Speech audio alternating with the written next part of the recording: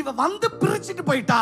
இல்ல, ஆண்டவர் கல்யாணம் பண்ணி வச்சப்பவே ஆண்டவர் ஆதாம்கிட்ட சொல்றாரு, இது நிமித்தம் ஆதாம், இது நிமித்தம். எது நிமித்தம்? இந்த கல்யாணத்து நிமித்தம் புருஷன் தன்னுடைய தகப்பனையும் தாயையும் விட்டு பிரிந்து தன்னுடைய மனைவியோட இசைஞ்சிருக்கணும். ஆதாமுக்கு மண்டை குழம்பி இருக்கும். ஏன்னா திடீர்னு இல்லாத ஒண்ணு சொல்றாரு, தகப்பனையும். தகப்பனா, தாயா, யாரா? டாடி யார் sir? Who is my daddy? ஆதாமுக்கு இனிஷியலே கிடையாது. சீரியஸாங்க,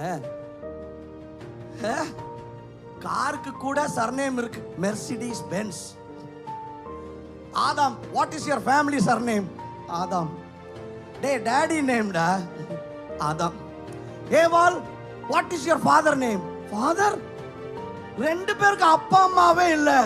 அப்பவே எல்லாம் சத்தமா சொல்லுங்க, அப்பா அம்மா இல்ல, மாமனார் மாமியார் இல்ல. அப்பவே ஆண்டவர் சொல்லியிருக்கிறாரு, டேய் கல்யாணம் முடிச்சிட்டா நீ என்ன பண்ணணும்? உன் மனைவியோட என்ன பண்ணிருக்கணும்?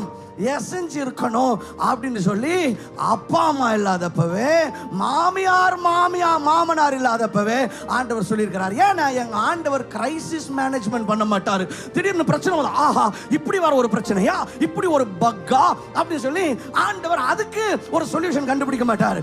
ஆண்டவர் பண்ணும்போதே அதை கரெக்டா பண்ணுவார். ஏன்னா அவருக்கு அடுத்து என்ன வரும்னு அவருக்கு தெரியும்.